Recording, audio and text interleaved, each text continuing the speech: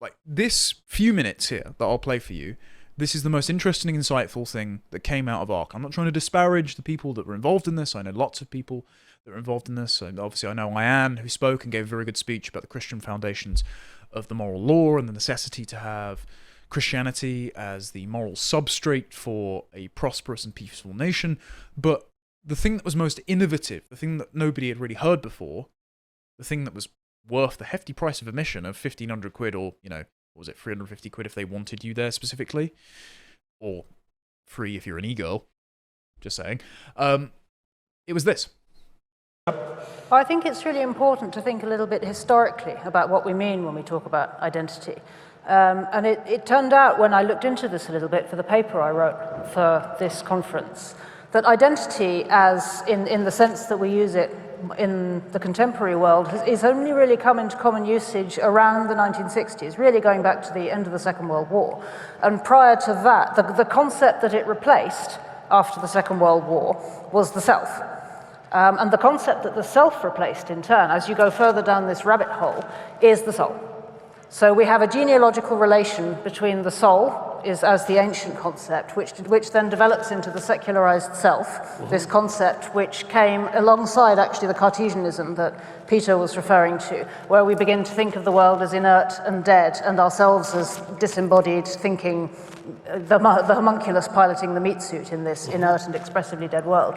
And then it's only really with the digital revolution, which began really in the 1960s with DARPANET, that we began thinking of ourselves as identities, which is again something even more fluid and malleable than this Cartesian self. And I think Peter's right to point to the fact that we now need to look beyond this very fluid concept, which has become so politicized, so commercialized, and so individualized to the point where it really doesn't offer us anything to ground ourselves with. And really to look outward again, grounding ourselves in the values and virtues that we need to guide us. Okay, so and Peter referenced Imago Dei, and I think, Jonathan, you've spoken before to how that really is the only concept left standing with the robustness, to ground what we're talking about. So that is the most robust philosophical kind of insight that you got in about 20 odd minutes, and then Peter Thiel appeared behind Jordan Peterson as if it was Gulliver's Travels, and he was about to, as I saw a great tweet say, pluck him out of a dollhouse and eat him. That was very good. Other than that, there were a couple of good speeches, but it didn't feel like things were happening there that I couldn't have heard anywhere else, except for what Mary and Pajo were talking about and what Ian and Douglas said. And so these debates were best placed to be had on this stage. We didn't get enough of them. I know there was one debate about free trade and protectionism that got a lot of praise, but when it's featuring Michael Gove, who is kind of the steward of Western decline and has come late to the party and saying, oh, maybe everything that I based my career on wasn't such a good thing, rings kind of hollow. I think next year, for example, and this has already been floated to the ARC organisers, there should be a boomer and zoomer discussion. They should try and bridge that very apparent political divide between the generations that's emerging in Germany and in the UK, and just something that we discuss frequently on this show and I do on Deprogrammed. Now, the problem is that all of the other discussions, debates, speeches, bar those I've mentioned, they were all very much the liberal platitude version of a better story, mainly focusing, because we're in the UK, about British values. Douglas Murray alluded to this conflict of visions in his dichotomy of the conference versus the surrounding brutalist Islamified ghetto of Tower Hamlets in East London, just outside the Excel Centre.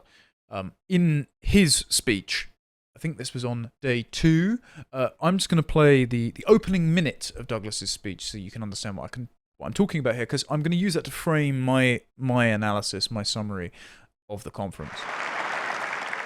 Thank you and good morning. So good to see all of you here, and thank you to the organisers of ARC for inviting me. Perhaps I could just start by saying that I think that the challenge that Philippa and the organisers of this conference have laid out is much bigger even than we speakers have been told. It's a sort of challenge upon a challenge to be invited to be optimistic about the future from the wastelands of East London. And I'd like to tell all foreign visitors to this conference that if you go just a few miles from this conference center, you'll find a most charming and historical city with many landmarks worth seeing.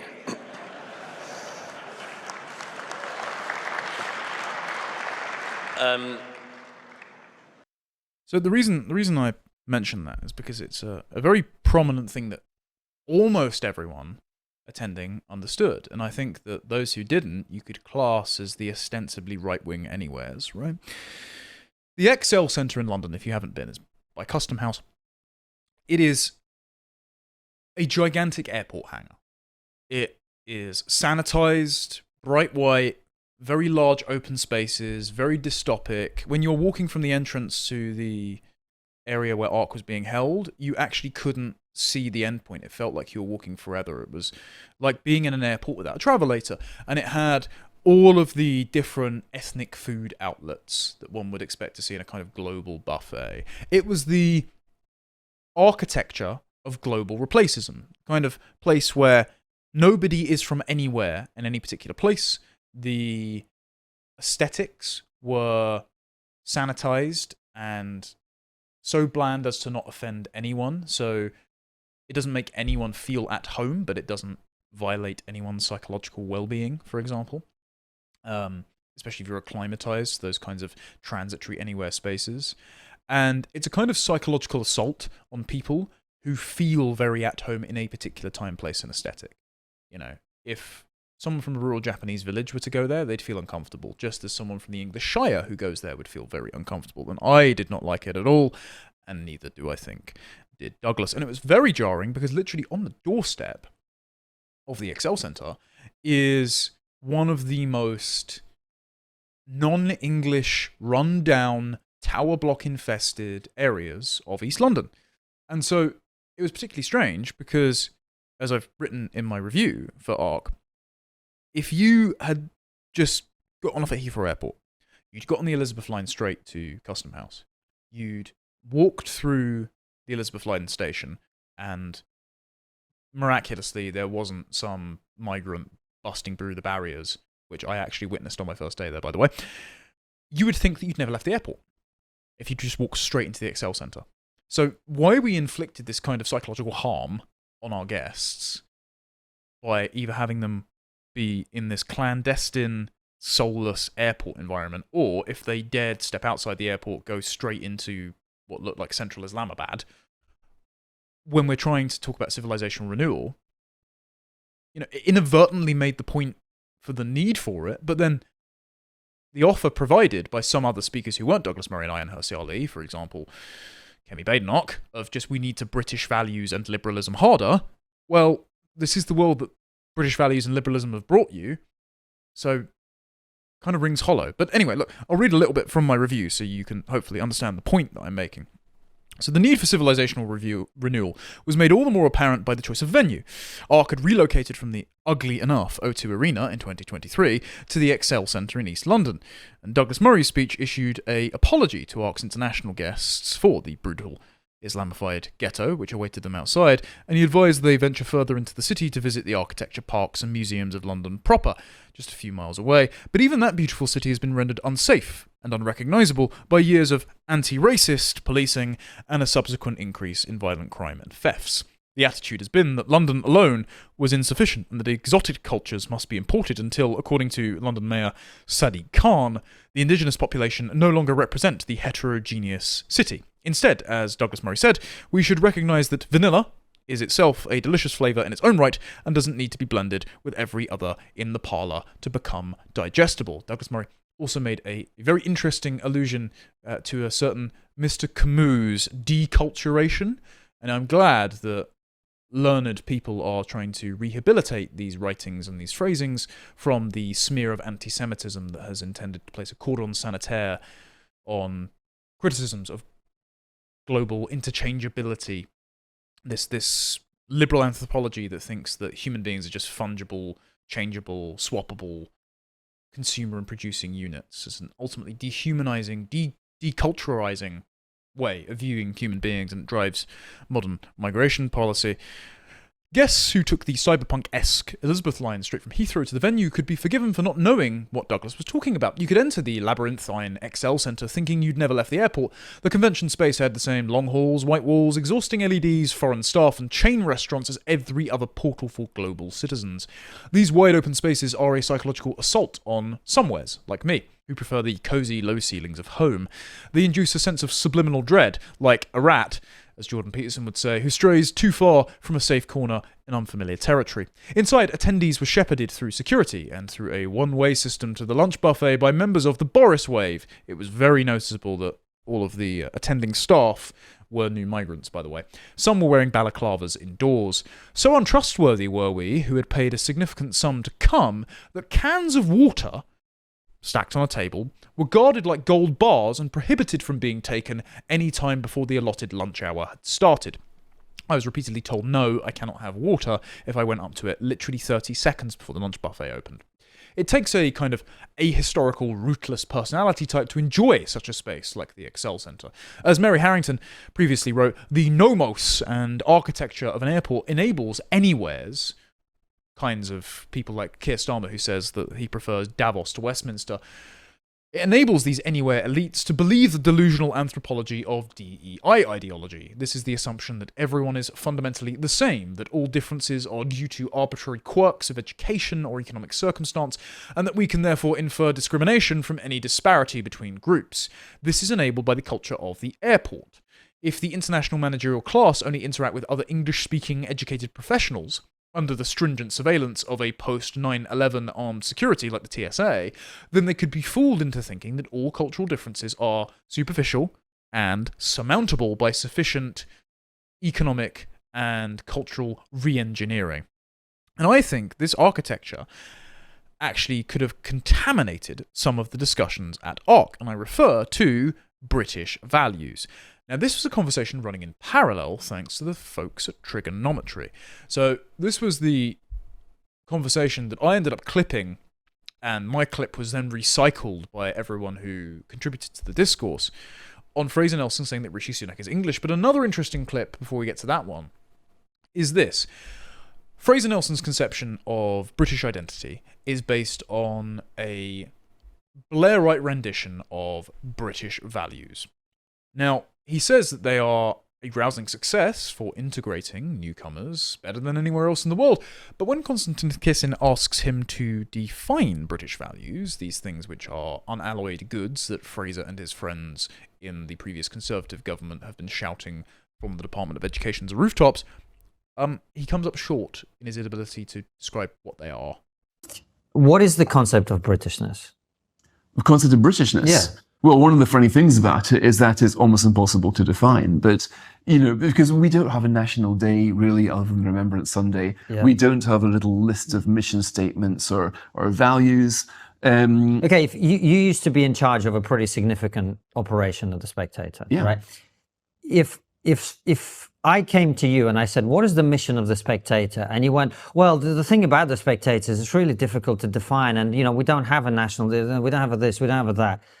I'd think this guy doesn't know what he's doing. I would look. Of course, and I could tell The Spectator is there to inform, entertain, delight, bring humor, whatever, right? Right. Now, but my point about Britain is that people can define it different ways. I don't think there's a right or a wrong way.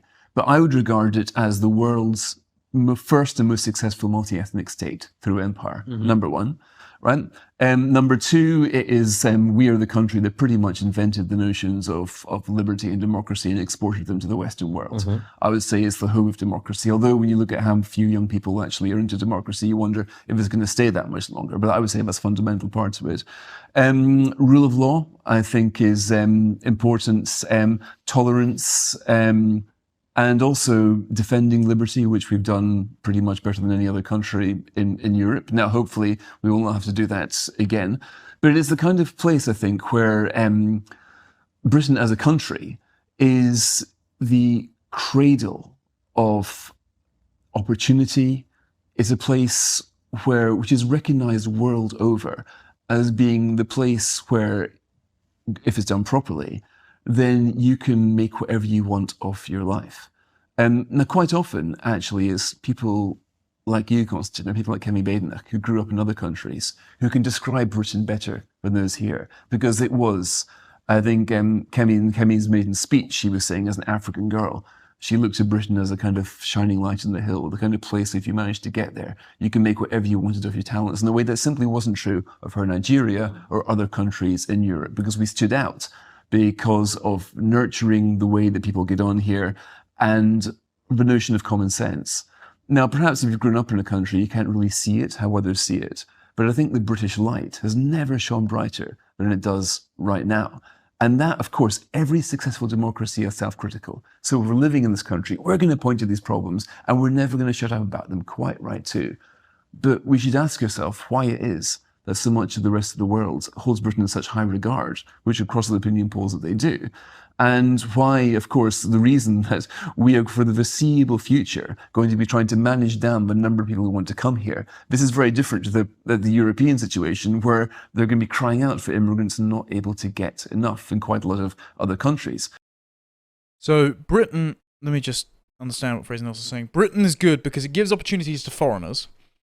It's an empty vessel, a kind of palimpsest, upon which other countries, other cultures can be inscribed or poured into. It's the melting pot rendition of cultural identity, which of course isn't true. What you end up getting is a blender where the most illiberal, indigestible flavour is the most potent, leaves the bitterest aftertaste, and you just get awful tasting sludge out of it. But still, okay, so gives opportunities to foreign nationals, is a palimpsest upon which other cultures can be impressed, invented universalist liberalism, which Nelson doesn't think is particular to Britain. It's just a self-evident good, despite applying the prefix British to the values. But then he doesn't think they belong to a set British people, because Britain just means... British means whoever is born in Britain. So you're indistinguishably as British as, I don't know, Churchill, if you were born here to generations of African parents and can't speak English, apparently. And also, we know that it's good because millions and millions of people keep trying to immigrate here. But the reason for that isn't because of this sort of rationalistic, flag-waving, I love the rule of law, and I love common sense, which is only common to a set people, by the way, because they have a shared culture and heritage and history they can point to. So it's not common if you dilute the commons. No, it's not. They don't love the country for a rationalistic reason. Instead, Fraser, what they love is all the benefits and handouts, which you yourself have complained too many people were taking. So thanks to Fraser Nelson's friends in the Conservative government under Cameron, these are the British values we have on offer. And we wonder why, as he mentioned, so many young people are disenthused with this rendition of democracy, which provides them no national identity, no sense of belonging, no economic opportunities, nothing to fight and die for, and also because Fraser Nelson told the politicians to, a series of politicians, successive governments, a cadre of traitors who say, I hear your concerns, and then just do the complete opposite. For example, on mass migration, defying the democratic mandate to lower migration, again, at every single election since 1974, and instead just judo flipping that and giving you infinity numbers of dependent third worlders instead. Now, the reason I mention this British values thing is because we actually have a definition of British values produced by the Department of Education in 2014. So here we go, in a notably non-English hand, we have democracy, tolerance, respect, liberty, and the rule of law. These are British values as taught to school children. Now, I can't help but notice that the problems of this are manifold. First of all of these values, democracy, for example, tolerance, respect, liberty, rule of law, were the people in the British Isles, the Anglo-Saxons, the Normans, the Celts, the Jutes, were they all British? Were they English, Scottish, Welsh, and Irish?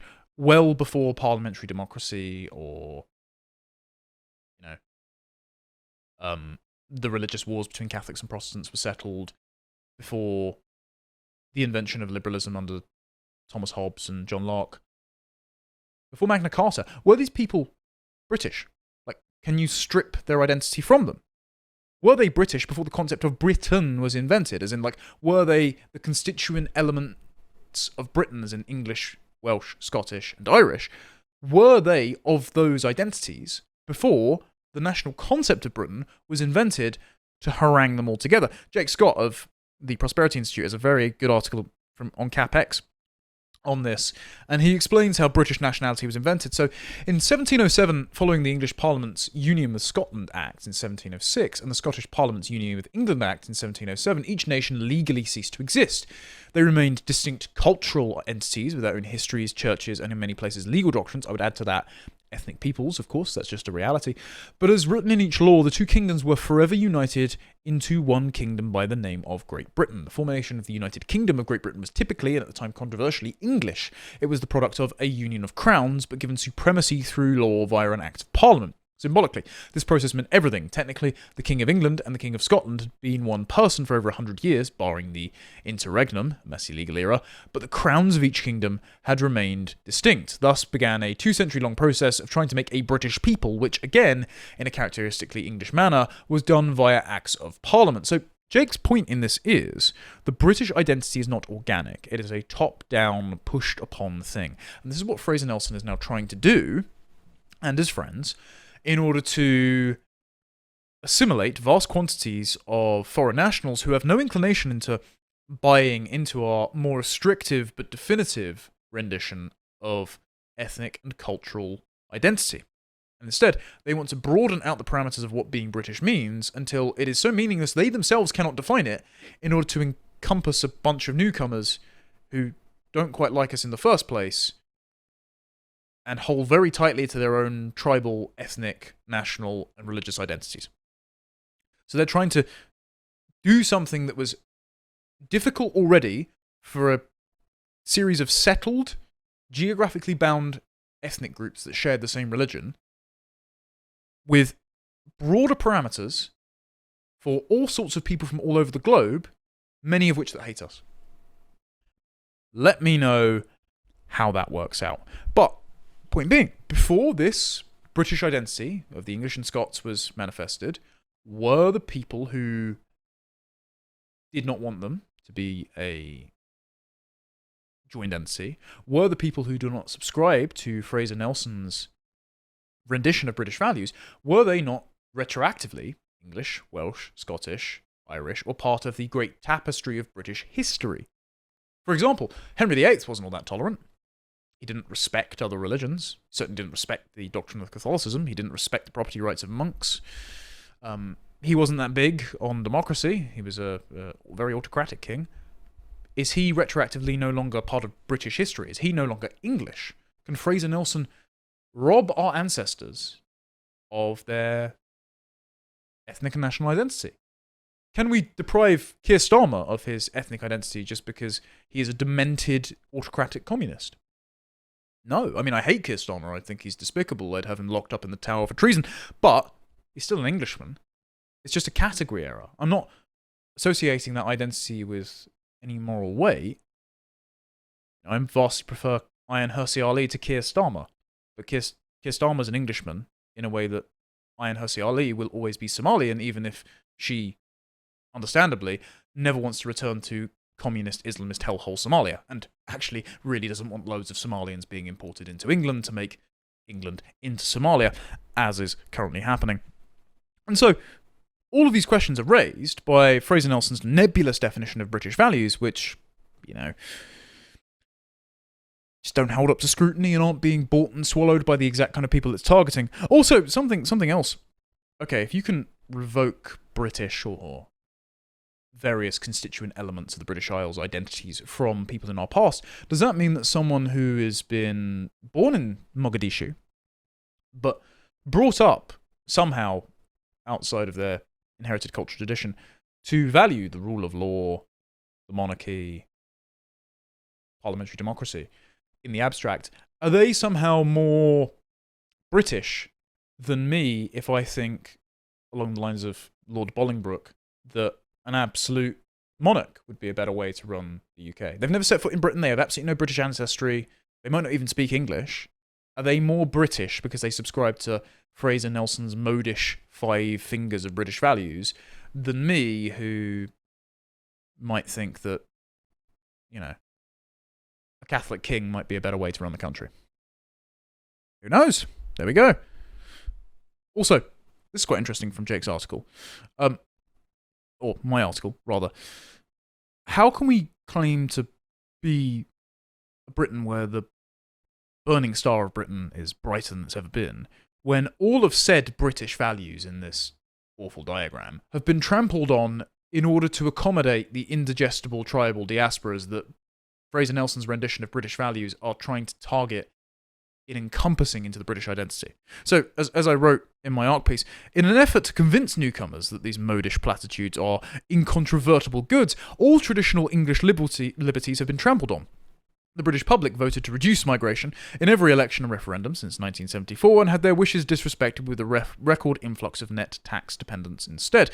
To manage this rapid change in demography and culture, the police have de facto criminalised microaggressions with non-crime hate incidents, while Pakistani rape gangs were not prosecuted for fear of inflaming community tensions. Complaints about this two-tier policing and the preferential treatment of Islam, despite being the driving ideology for 94% of all terror attacks since 1999, gets you labelled a right-wing extremist by activists in the civil service. Islamist extremism and racism against whites is tolerated, while protesters are stabbed for burning a Quran, or Christians praying silently on street corners near abortion clinics are criminally charged. And British values themselves, therefore, neither work nor would be a necessary invention without the unwanted volume of migration that we have voted time and time against, but that Fraser Nelson himself has convinced politicians to say, I hear your concerns, ignore, and press on with worsening the problem anyway. Very frustrating stuff.